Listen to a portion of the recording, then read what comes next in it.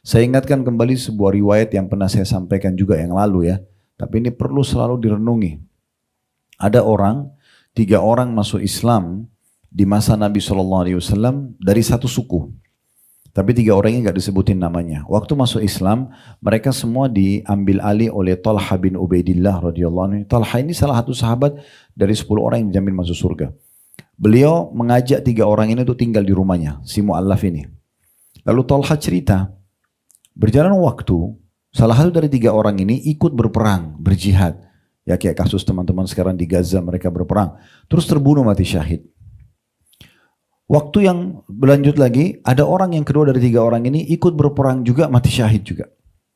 Lalu kemudian, tidak lama beberapa hari lewat waktu, yang ketiga ini meninggal tapi di atas ranjang. Cuma beda hari. Dia tidak mati syahid.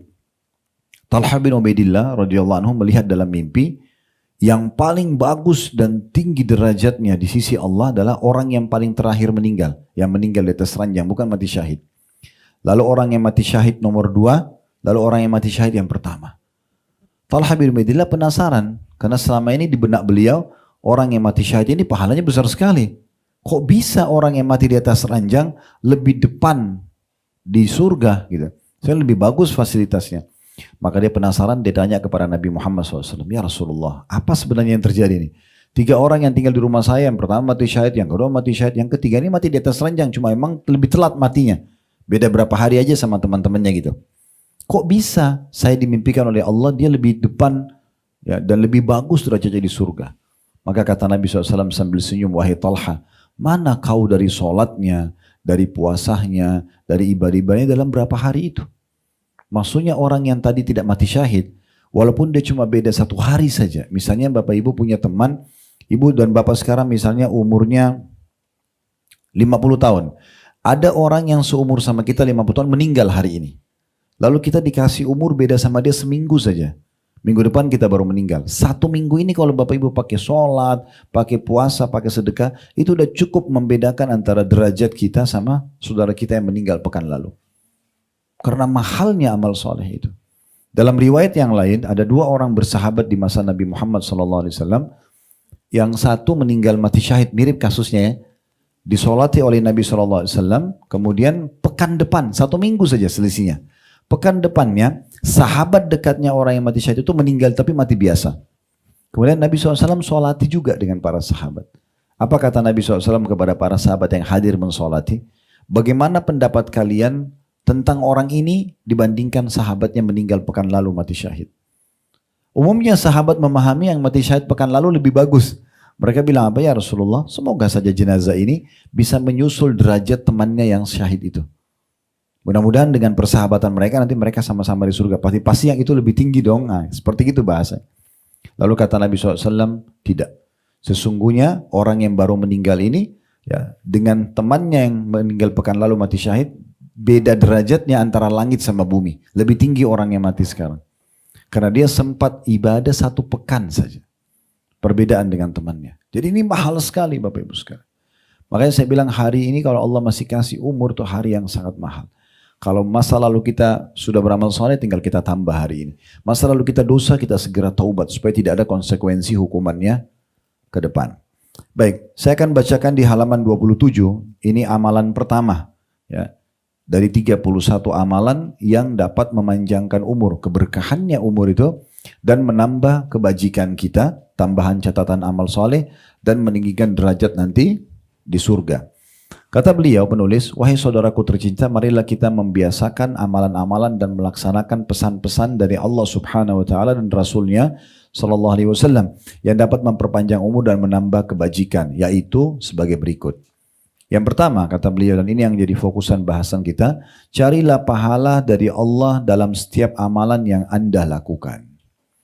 Jadi setiap aktivitas kita per detiknya usahakan ada nilai pahalanya.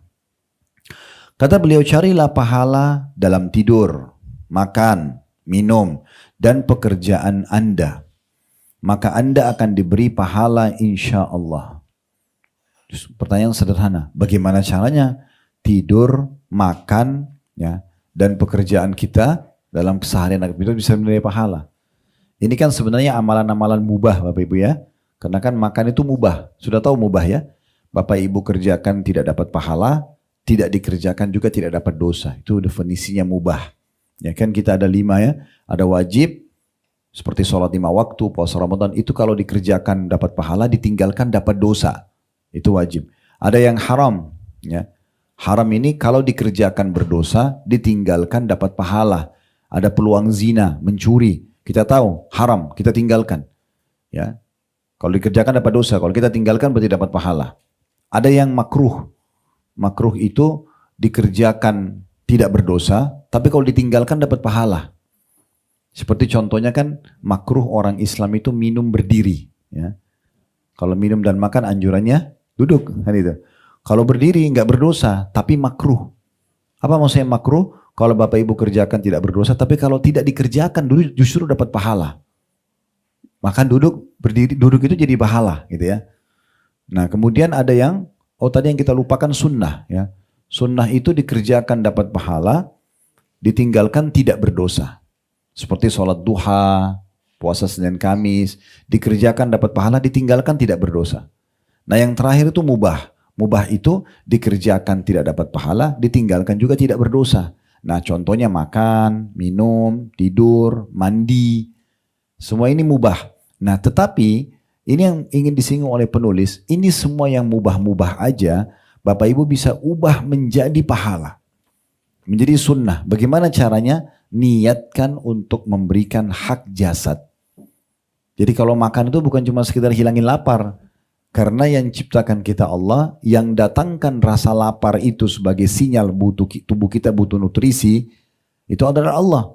Yang pandu kita, obatnya lapar itu makan, tidak bisa yang lain. Tidur tetap lapar, bergerak tetap lapar, harus makan. Itu adalah Allah yang pandu kita. Sehingga kita niatkan makan ini memberikan hak jasad.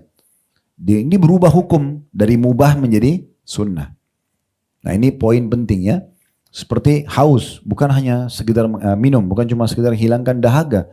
Tapi yang kita sadari dan kita renungi, yang ciptakan saya Allah, yang ciptakan rasa dahaga itu Allah, yang pandu saya hilangkan dahaga minum adalah Allah.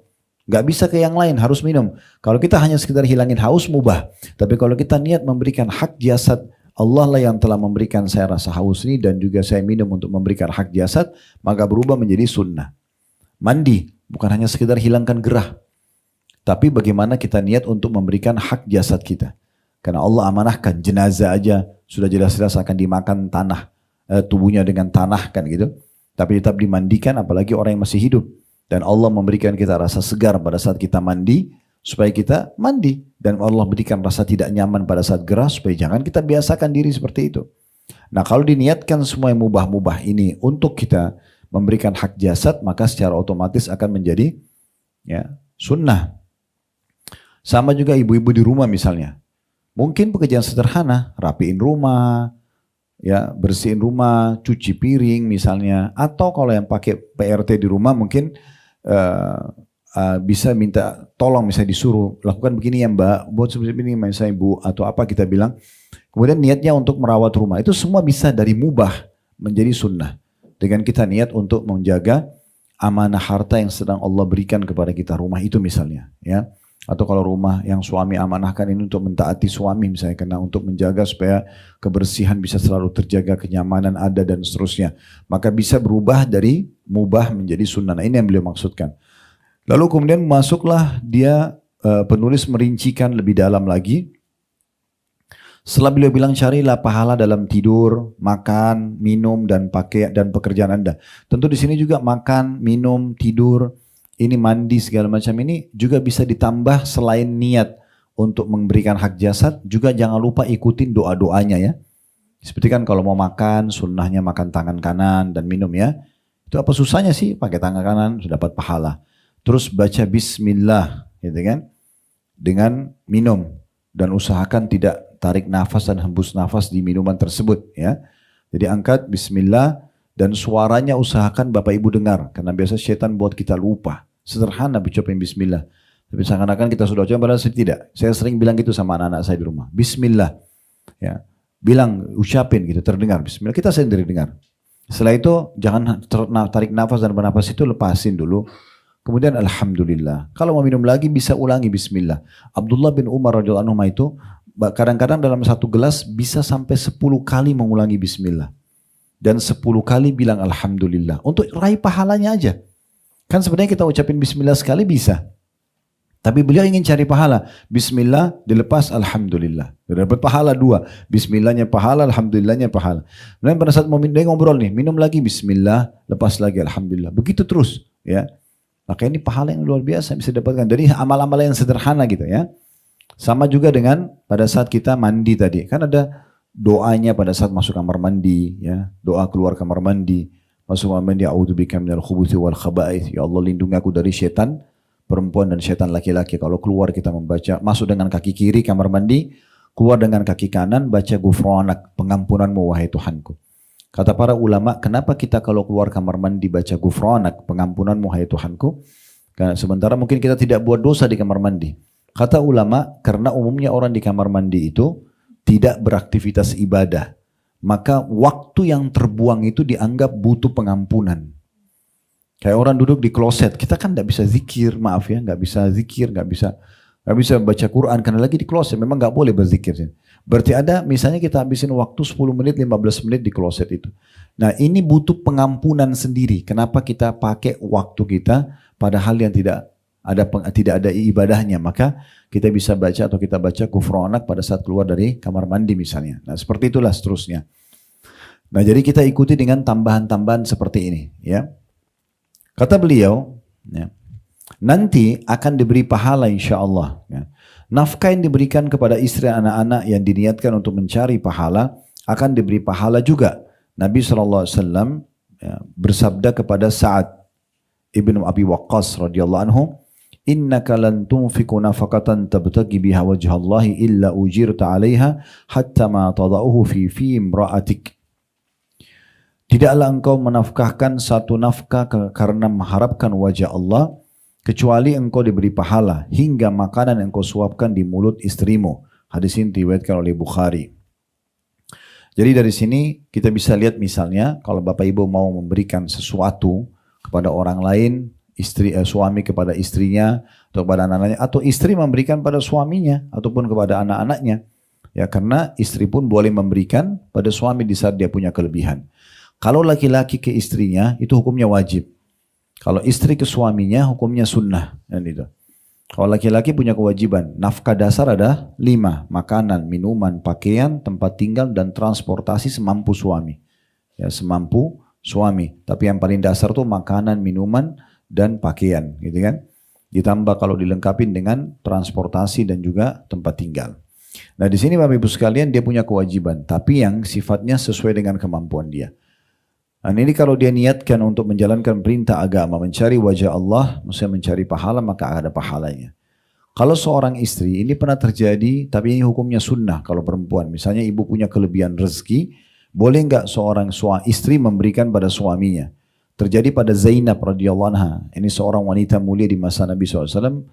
Dia wanita kaya menikah dengan seorang laki-laki yang miskin, namanya Abdullah bin Mas'ud radhiyallahu anhu. Lalu dia bilang, saya punya uang nih, saya mau keluarin. Dia bilang sama suaminya, saya ingin sekali memberikan kepada anda saja. Tapi perlu saya tahu dulu, hukumnya boleh nggak sih? Kan selama ini yang ditahu adalah suami yang kasih ke istri. Sekarang istri yang mau kasih suami, boleh nggak? Maka kata istrinya, boleh nggak anda tanyakan ke Rasulullah? Karena Abdullah bin Mas'ud sebagai suami punya harga diri, dia mengatakan jangan saya yang nanya. Lebih baik kamu yang nanya. Saya nanti kesannya kan kayak ego, kok dia yang mau dikasih uang, dia yang bertanya gitu ya. Maka pergilah Zainab ke rumah Nabi SAW untuk menanyakan tentang hukum tersebut. Kebetulan di depan rumahnya Nabi SAW ada wanita lain juga dari Ansar yang kaya, punya masalah yang sama. Dia ingin memberikan kepada suaminya. Maka berkumpullah 2 orang Zainab di depan rumah Nabi SAW untuk menanyakan hukum tersebut. Ringkas cerita, riwayat cukup panjang. Lalu kata Nabi SAW, kalau engkau memberikan kepada suamimu, engkau akan mendapatkan 2 pahala sekaligus. Pahala sedekahnya dan pahala silaturahimnya. Boleh. Begitu juga dengan orang tua berikan kepada anak. Semua ini akan ada nilai pahalanya selama diniatkan karena Allah Subhanahu wa taala. Jadi sampai sepotong makanan pun yang kita taruh di mulut pasangan kita atau anak kita, begitu juga dengan orang-orang di luar sana, orang miskin segala macam. kita misalnya memberikan sembako, ya, beras misalnya orang-orang miskin, atau Bapak Ibu saya sarankan kalau bisa sudah punya kantong sedekah bulanan, ya gitu. Misalnya kayak rumah anak yatim, sudah ada yang diblok gitu ya. Anak yatim ini berapa orang kita jadi ibu asuh atau ayah asuhnya misalnya ya. Karena kata Nabi SAW, ana wa kafilu yatim kahataini fil jannah, saya dengan sponsor anak yatim seperti ini di surga. Jadi dekat sekali ya. Dekat sekali posisi kita di istana Nabi SAW nanti di surga kalau kita menjadi sponsor anak yatim. Anak yatim adalah anak-anak yang belum balik yang ayahnya meninggal. Kalau ibunya meninggal tidak dikatakan yatim. Ya, kalau ayah meninggal baru yatim. Nah, pahala yang didapatkan kalau dia belum balik. Ya, tidak boleh nenek-nenek kakek-kakek ngaku yatim, bantu saya, itu nggak benar. Ya. Jadi ini belum balik saja. Contoh, tapi kita sudah blok nih. Ini rumah anak yatim ada berapa sih? Oh, ada 200 orang. Butuh berapa berasnya 1 bulan? 100 kilo. Udah dari saya aja deh. Setiap bulan kita rutin transfer misalnya. Nah, contoh saja ya.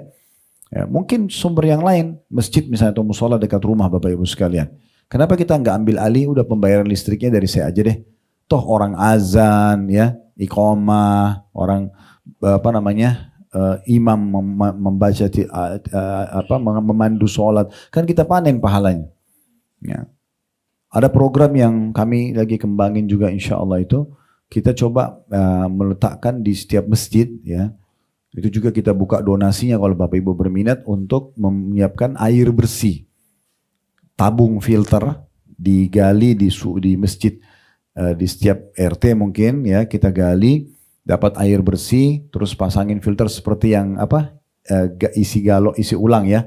Nah, pakai filter, nanti ditaruh di masjid, semua warga sekitar itu boleh ambil gratis. Karena kata Nabi SAW waktu ditanya sedekah apa yang paling afdal, beliau mengatakan suqyal ma, memberikan minum ke orang lain. Contohnya yang itu. Dan apa sajalah kesempatan-kesempatan kita untuk bisa meraih amal soleh, kerjakan, ya, kerjakan. Dan ingat Bapak Ibu sekalian, kadang-kadang Allah Subhanahu wa taala datangkan seseorang untuk memberikan kita pahala, jadi jangan kita mulai dengan suudzon atau sangka buruk. Kadang-kadang kita lagi butuh sekali uang misalnya, tapi ada orang lain kerabat kita minta uang juga. Sini kita bertemu dalam jiwa kita antara bantu tapi saya butuh, cuman orang ini kok nggak tahu diri ya, saya lagi butuh tapi dia minta. Sebenarnya jawabannya adalah kalau kita bantu orang ini maka urusan kita di sana akan dimudahkan. Ya. Cuma banyak orang tidak paham masalah itu. Dia mohon sama Allah diberikan jalan keluar, Allah datangkan dulu ujian. Nah ujian itu kalau dia lalui nanti dia akan dapat solusinya. Ya. Berapa banyak orang penyakitnya sembuh nggak jadi dioperasi karena ternyata ada orang di masa-masa dia kritis itu justru minta bantuan, dibantu sama dia, Allah sembuhkan penyakitnya tanpa harus operasi misalnya. Nah ini harus kita peka melihat sinyal-sinyal dari Allah Subhanahu wa taala. Baik, itu masalah pemberian uang ya. Dan ini cara yang terbaik Bapak Ibu sekalian untuk bisa meraih ya, pahala juga dari harta yang sudah Allah amanahkan kepada kita. Dan dalam memberikan sedekah ini selalu ingat rujukannya surah Saba, surah nomor 34 ayat 39 ya. Potongan ayatnya Allah Subhanahu wa taala berfirman, surah Saba surah nomor 34 ayat 39, "Wa ma anfaqtum min syai'in fahuwa yukhlifu." Semua yang kalian infakkan ya di jalan Allah, maka pasti Allah akan menggantinya. Pasti Allah akan menggantinya. Jadi makin besar kita keluarkan jalan Allah, makin besar juga balasannya, ya, makin besar juga balasannya. Baik, selanjutnya amal baik itu banyak sekali kata beliau. Di antaranya menyebarkan dan menjawab salam. Nah ini juga penting ya. Jadi Bapak Ibu hidupkan salam dan lengkap ya. Assalamualaikum warahmatullahi wabarakatuh. Lengkap. Kenapa lengkap Ustaz? Karena ini masing-masing punya makna doa, masing-masing punya pahala. Pernah ada sahabat masuk ke dalam masjid kemudian mengatakan begini, Assalamualaikum.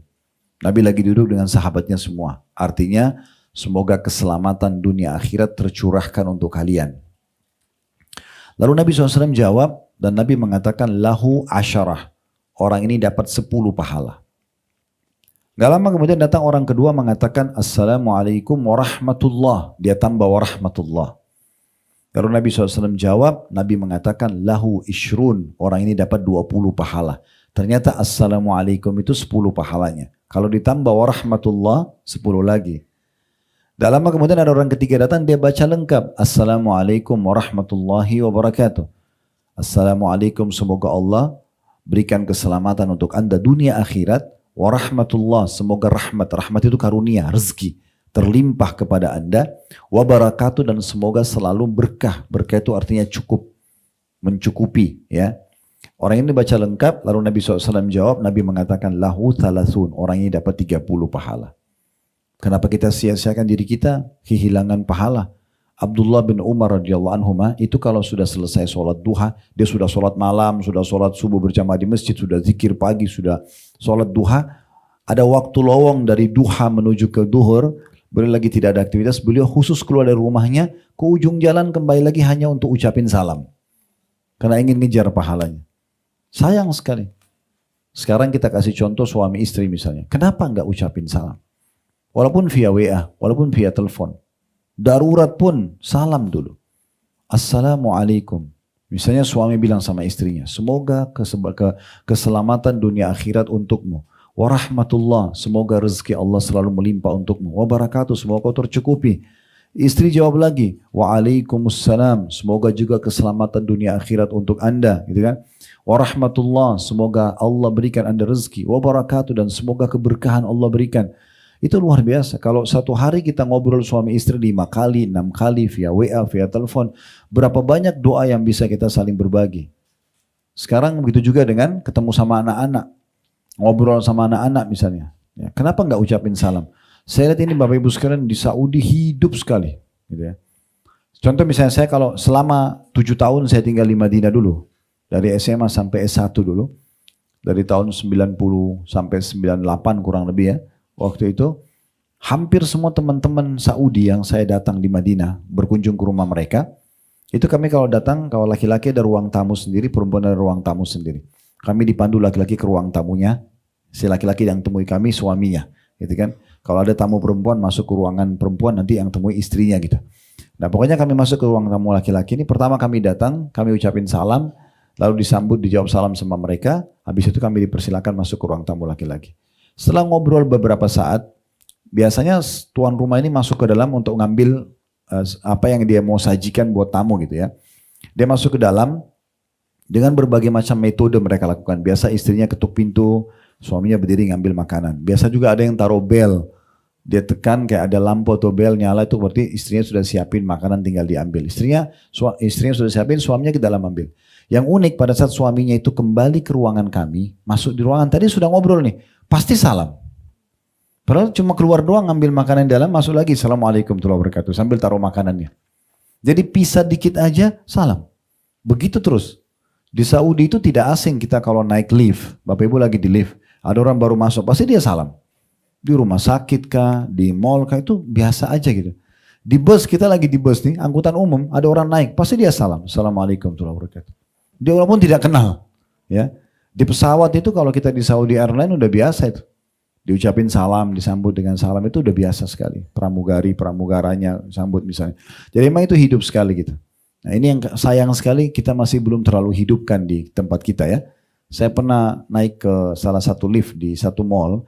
Kebetulan tempat sholatnya di lantai atas sekali. Begitu saya naik, orang-orang semua pada mau ke atas gitu. Atau saya naik, saya ucapin salam di lift itu. Assalamualaikum. Orang semua pada lihat muka saya bingung. Kayak nggak kenal kok ucapin salam gitu ya. Seakan-akan salam itu hanya untuk orang yang dikenal. Padahal perhatikan sabda Nabi SAW dalam hadis riwayat Muslim. Waktu ditanya kepada beliau, ayyul islamin khair. Amalan apa dalam Islam yang paling besar pahalanya? Setelah yang wajib-wajib. Maka kata Nabi SAW, tut'imut ta'am. Engkau memberikan makan orang lain. Traktir orang, bayarin. Itu pahalanya besar. Wa tusallimu ala man ta'rif wa man lam ta'rif. Dan engkau memberikan salam kepada orang yang kau kenal dan kau tidak kenal. Jadi tidak kenal pun kita ucapin salam. Ya. Maka dapat pahala. Kalau ada yang bertanya bagaimana dengan orang non muslim, Ustaz, kita tidak boleh memulai salam sama mereka. Tapi kalau mereka salam kita jawab wa'alaikum.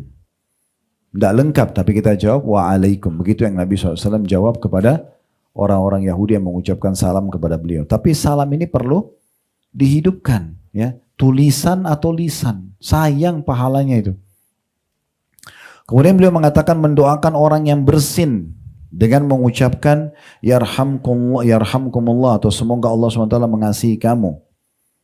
Jadi sunnahnya itu kalau kita bersin, kita mengatakan alhamdulillah ya. Karena Allah mengeluarkan cairan-cairan yang ada di sekitar kepala kita ini yang mungkin akan menjadi masalah buat kita kalau tidak keluar. Makanya orang tidak ada yang bisa menampung bersinnya ya, karena kuatnya bersin itu otomatis dari Sang Pencipta Allah untuk mengeluarkan ya masalah atau penyakit mungkin ya. Kita keluarkan, makanya kita mengatakan alhamdulillah, segala puji bagi Allah yang telah mengeluarkan cairan ini gitu ya. Nah, orang muslim disunnahkan kalau mendengar saudaranya bersin dan bilang alhamdulillah, dia doakan. Dia mengatakan yarhamkumullah, semoga Allah merahmati Anda. Maksudnya dengan bersyukur ini semoga Allah rahmati. Nah, kita yang tadi didoakan itu yang kita bersin alhamdulillah, kita didoakan yarhamkumullah, kita jawab lagi yahdikumullah wa yuslih balakum.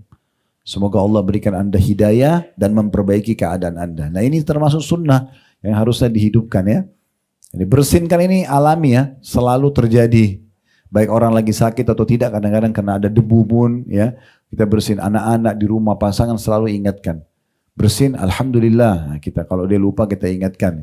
Kalau dia sudah ucapkan kita bilang yarhamkumullah, baru kita lagi ajarkan orang yang tadi anak kita bisa kita bilang lagi supaya dia mengucapkan kepada orang yang mendoakan yarhamkumullah, yahdikumullah wa yuslih balakum. Kemudian beliau mengatakan juga diantaranya adalah rendah hati atau tawadhu. Nah, rendah hati atau tawadhu. Jadi dalam Islam dianjurkan makin Allah berikan sempurna fisik kita, makin Allah berikan kelebihan ilmu, kelebihan harta. Seperti pepatah kita mengatakan ya, makin berisi maka makin tunduk ya, seperti padi, jadilah seperti padi ya. Makin berisi dia makin tunduk. Jadi maksudnya orang itu kalau makin tinggi ilmunya, jabatannya, kedudukannya, kelebihan fisiknya, maka bukan makin sombong, tapi bagaimana dia tawadhu, merendah. Kata Nabi SAW, man tawadha lillah rafa'ahu Allah. Siapa yang merendah karena Allah, maka Allah akan tinggikan derajatnya ya. Bukan menghinakan diri, tapi kita tidak gunakan kelebihan yang Allah berikan ini untuk sombong. Kemudian juga memaafkan orang yang pernah menzaliminya. Nah, ini cukup banyak peringatan dari Nabi SAW dan dari Allah Subhanahu Wa Taala. Bapak Ibu bisa buka surah Al-Imran, surah nomor 3, ayat 133 sampai 134 ya. Itu ada penyebutan tentang salah satu potongan ayat yang menyebutkan tentang memaafkan orang lain ya. Surah nomor 3, ayat 133 sampai 134 ya. Allah mengatakan, saya bacakan ya, Al-Imran, surah nomor 3 ayat 133, wasari'u ila magfirati min rabbikum wa jannatin arduha as-samawati wa ardu iddat lil muttaqin. Dan bersegeralah kamu kepada ampunan dari Tuhanmu, maksudnya selama ada kesempatan belum meninggal segera bertaubat, dan kejarlah surga yang luasnya seluas langit dan bumi yang disediakan untuk orang-orang yang bertakwa. Makna bertakwa orang yang patuh. Ya. Segera nanti pada saat meninggal supaya tidak nyesal masuk ke surga, maka segera bertaubat dari dosa-dosa dan segera menjadi orang yang bertakwa. Nah, di antara ciri orang yang bertakwa 1, 3, 4-nya adalah alladzina yunfikuna fis sarra'i wad dharra'i wal qadimina al ghaidha wal 'afina 'anil nas wallahu yuhibbul muhsinin. Yaitu orang-orang yang menafkahkan hartanya baik di waktu lapang maupun sempit. Lagi kaya raya atau lagi susah, tetap aja dia bersedekah. Dan orang-orang yang menahan amarahnya. Dia bisa emosi, bisa lampiaskan, dia punya jabatan, dia punya kekuatan, dia benar, tapi dia justru mengontrol. Bahasa Arabnya kadhiminal ghaidh. Ini punya kedudukan sendiri nih ya. Di saat kita bisa lampiaskan, kita justru tidak melampiaskannya. Kemudian dan memaafkan kesalahan orang. Nah, ini ciri orang yang bertakwa. Memang berat orang zalimi kita memaafkan ya. Tapi ini perintah Allah SWT. Dan Allah menyukai orang-orang yang berbuat kebajikan. Nah, ini ciri orang-orang ahli surga, nah dibalas surga ya. Ada juga 135-nya tapi ini sudah berhubungan tambahan ya. Saksi bahasan kita tadi yang memaafkan orang lain. Saya bacakan juga 135-nya sekaligus. Walladzina idza fa'alu fahishatan aw zalamu anfusahum dzakarullaha fastaghfaru lidzunubihim wa may yaghfiru dzunuba innallaha wa lam yusirru ala ma fa'alu wa hum ya'lamun. Yaitu orang-orang yang apabila mengerjakan perbuatan keji dan atau menganiaya diri mereka, maksudnya buat dosa ya. Maka mereka ingat kepada Allah dan lalu memohon ampun terhadap dosa-dosa mereka, dan siapa lagi yang dapat mengampuni dosa selain daripada Allah, dan mereka tidak meneruskan perbuatan keji itu sedangkan mereka mengetahuinya. Nah, di ayat 136-nya dipastikan dengan semua itu tadi ya, dia bisa mengontrol emosinya, suka bersedekah, mengontrol emosinya, kemudian dia tidak memaafkan orang lain, dan dia kalau berbuat dosa dia segera kembali kepada Tuhannya. Di 136-nya Allah bilang ulaika jazaohum maghfiratu min rabbihim wa jannatun tajri min tahtiha al-anharu khalidina fiha wa ni'ma ajrul amilin. Mereka itu adalah balasannya ampunan dari Tuhan mereka dan surga yang di dalamnya mengalir sungai-sungai sedang mereka kekal di dalamnya, dan itulah sebaik-baik pahala orang yang beramal. Saksi bahasan kita tadi di 134-nya wal afina 'anin nas, dan orang-orang yang suka memaafkan orang lain. Selanjutnya kita kembali ke buku kita, dan berbuat baik kepada orang yang telah berbuat jahat kepadanya. Maksudnya tidak membalas kejahatan dengan kejahatan. Jangan orang gibah kita balas dengan gibah. Dia dosa, kita dosa. Jangan orang fitnah kita balas dengan fitnah. Dia dosa, kita dosa. Ya. Jadi jangan balas keburukan dengan keburukan. Tetap aja kita baik, ya, walaupun orang itu berbuat buruk, ya. Kemudian di sini dikatakan semua perkara ini bila dikerjakan seorang muslim karena ketaatan kepada Allah dan niat baik mengharapkan wajah Allah semata, tidak dilakukan sekedar kebiasaan atau kamuflase saja, maka ia akan mendapatkan pahala. Bahkan ketika seorang muslim menggauli istrinya pun, hubungan biologis suami istri pun, ini contoh yang lain didatangkan oleh beliau, ya, ia akan mendapatkan pahala karena Nabi SAW mengatakan fi buti ahadikum sadaqah. Persetubuhan salah seorang dari kalian adalah sedekah. Jadi semua bisa nilai pahala, termasuk hubungan interaksi biologis suami istri. Ini ada sebab hadisnya Bapak Ibu sekalian, ya. Karena pernah ada sahabat-sahabat miskin datang kepada Nabi SAW mengatakan begini, ya Rasulullah, sahabat-sahabat kami yang kaya mengalahkan pahala kami. Karena kami sholat, kami puasa, mereka puasa, tapi mereka punya kelebihan harta yang mereka sedekahkan, kami nggak punya harta untuk kami sedekahkan. Tunjukkan kepada kami amalan yang bisa menyamai pahala sedekah mereka. Kata Nabi SAW, Allah berikan kalian banyak sekali sumber pahala selain bab sedekah itu. Lalu Nabi bilang, di antaranya di kemaluan kalian ada sedekah. Ada pahala besar. Bergaul suami istri. Maka para sahabat tadi bertanya, wahai Rasulullah, apakah salah seorang di antara kami ketika melampiaskan syahwatnya akan mendapatkan pahala? Seakan-akan mereka bertanya, wahai Rasulullah, mengapa ketika seorang laki-laki menyetubuhi istrinya dan mendapatkan kelezatan serta kenikmatan ia mendapatkan pahala? Sedangkan ia bertujuan mendapatkan kelezatan dan kenikmatan. Maka Nabi SAW menjawab, ara'aitum law wada'a fil haram kana alaihi wizr, fakadzalika idza wada'a fil halali kana lahu ajr. Bagaimana pendapat kalian kiranya ia melampiaskannya dalam keharaman, kalau zina? Apakah ia mendapatkan dosa? Tentu jawabannya iya, karena orang zina kan dosa. Maka Nabi SAW begitu pula bila ia melampiaskan dalam kehalalan, maka ia akan mendapatkan pahala. Ya, jadi maksudnya hubungan biologi saja bisa kita mendapatkan kenikmatan sekaligus pahala. Ya. Tapi kalau diniatkan memang untuk ya menjalankan sunnah Nabi SAW. Pernah ada dua riwayat ini perlu saya sampaikan, ya. Karena memang tidak selamanya orang dalam rumah tangga itu selalu ingin berhubungan biologis. Mungkin ada saatnya dia jenuh, dia emosi, dia lagi nggak mood dan segala macam. Nah, kalau orang lagi mood, lagi segala macam mungkin sudah umum orang lakukan. Ya. Tapi tinggal diniatkan untuk mengerjakan sunnah Nabi SAW sehingga bukan cuma kenikmatan tapi dapat pahala sunnahnya. Maka pernah terjadi seorang wanita datang kepada, ini riwayat pertama yang saya ingin sampaikan, ada seorang wanita datang kepada Ummul Mukminin Aisyah radhiyallahu anha dan dia mengatakan,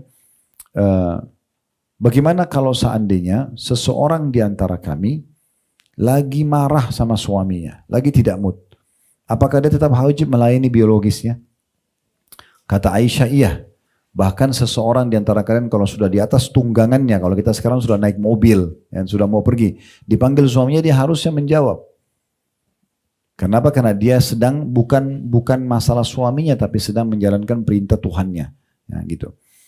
Itu kalau perempuan. Kalau laki-laki, pernah ada orang datang kepada Imam Ahmad dalam satu riwayat mengatakan, apakah kami bisa mendapatkan pahala di saat kami lagi tidak mood sama istri, tapi harus memenuhi kebutuhan biologis dia.